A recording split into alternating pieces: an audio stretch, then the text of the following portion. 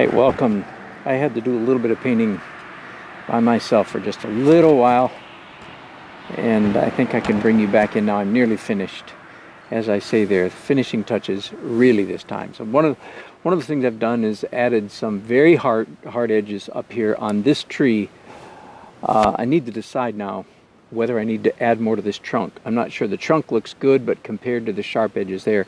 And then one of the last things I did is I came up here and added some sharp, very sharp, crisp, golden colored leaves. So there's just a few things. Now, again, I reserve the right to come back and enjoy the right to come back and tackle this painting tomorrow or Saturday or whatever. Nice to have that freedom. It's not a freedom I often don't have. One of the things that I'm pretty happy with the way it's looking. One of the things that dawned on me is that this window here should be reflecting some of this golden glow that's over there. I've done very little to this house. I did the electric meter, I did some wires, I did a little bit of gold opaque stuff right in there, but not much. I really, really, really want to keep this building, even though it's close to us, kind of an irony, even though it's so close to us visually, it's not the center of interest. So I'm trying to keep it way back, even though it's way forward, you understand. Trying to keep it way back as a point of interest. It is more effective as a vague abstract shape than it is as a very accurately rendered house. More effective if it's left pretty abstract. It looks to me at the moment like the hardest edges on this house might be this window. Well, even that I'll have to think about. Let me do it and then think about it. One nice thing about soft edges, it's pretty easy to, in fact, this is a good trick. Render something. I don't want it to look like, I do not want it to look like lights coming out the window. Probably it's just too bright. So here's a good trick. Render something carefully and then smudge it. And what you end up with is the accurate rendering still survives most of the smudging, but now it's soft. So that's a good trick often. I think that's okay right now. And if there's reflection there, then ought to be some reflection on the front of this glass thing. Good enough. A little bit up here on the tree. Not too much. I just really want to give the impression of this big old gnarly oak tree, of course, and especially the trunk, not so much the crown up here. Oh, there's one more thing up here, the little bit on this chimney, just a little bit up here.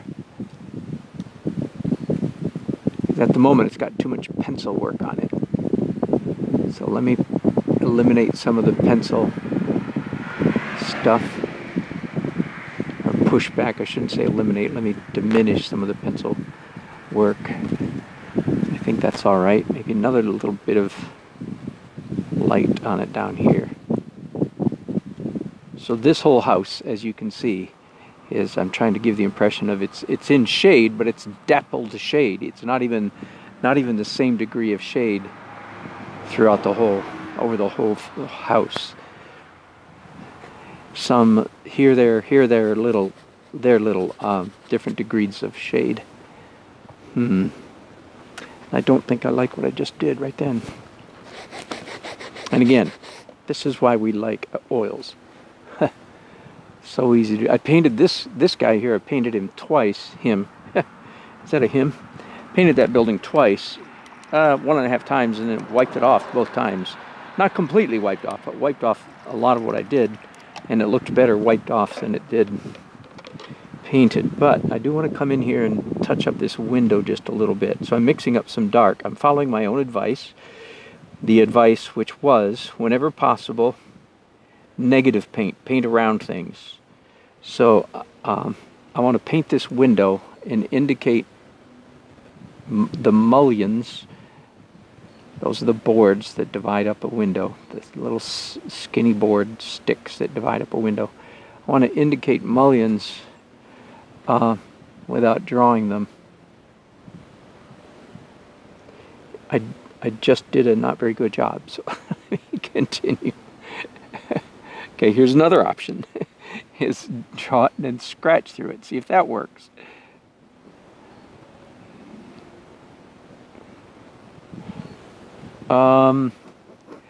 That might work if I take now the other end of the brush and just, there we go, yeah, that'll work pretty well. Okay, so just keep fiddling till you get it. Put those brushes away for a second.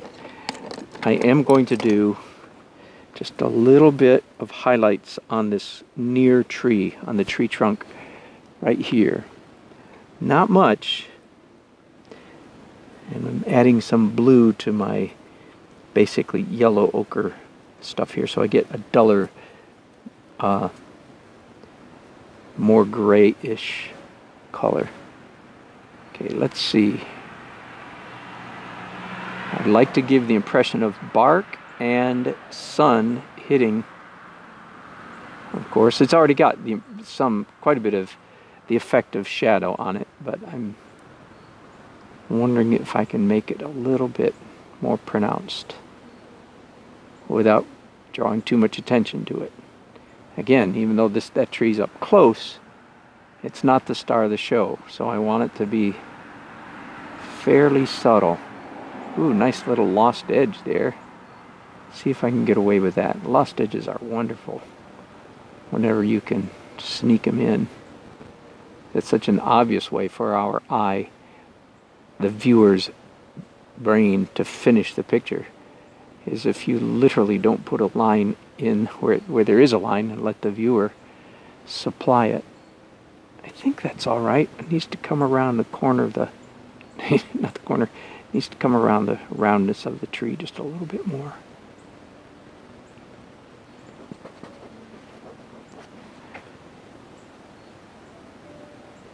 I think that's all right, and I'm going to come back and mix up a color just slightly lighter than what I was just using and hit it just again, just a little bit here and there. That might be enough. That might be too much. I should have left it at good enough, shouldn't I?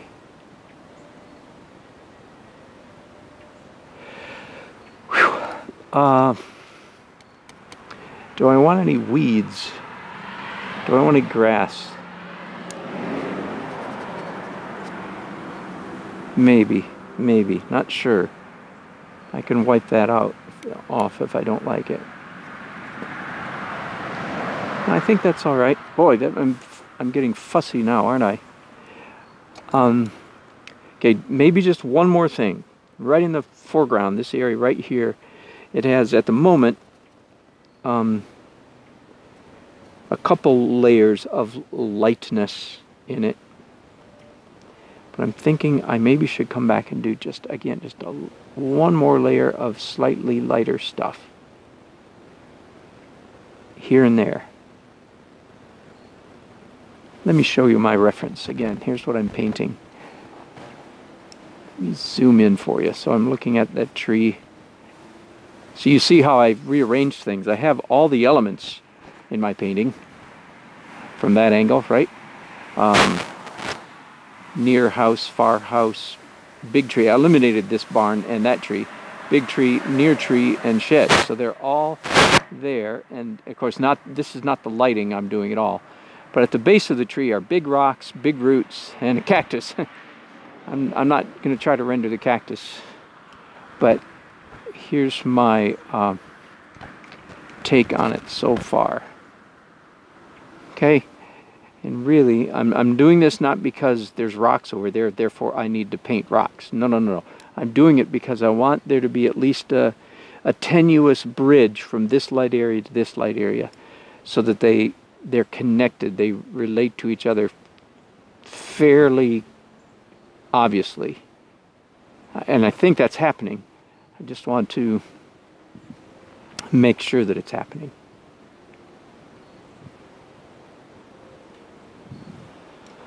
Whew.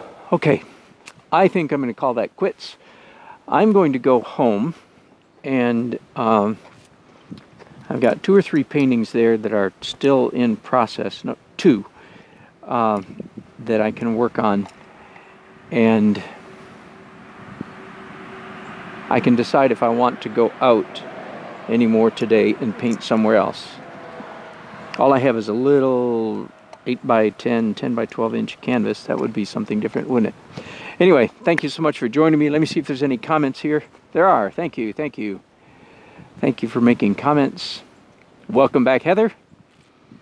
Arman, let me try. Zhalbuyev.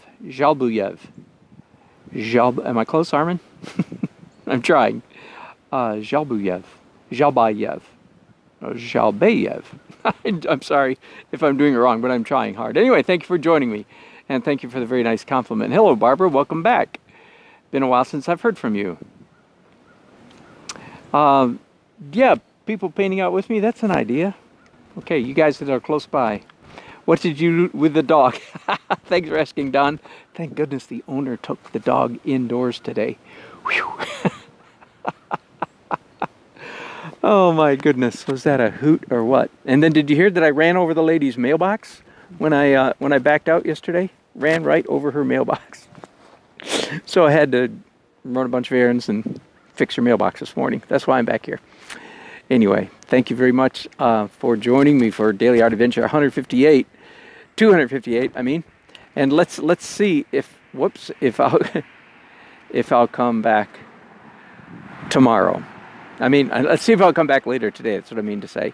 Thanks you guys for watching. Tell your friends about it, especially if you have artist friends who want to learn how to paint. Appreciate it. Bye-bye.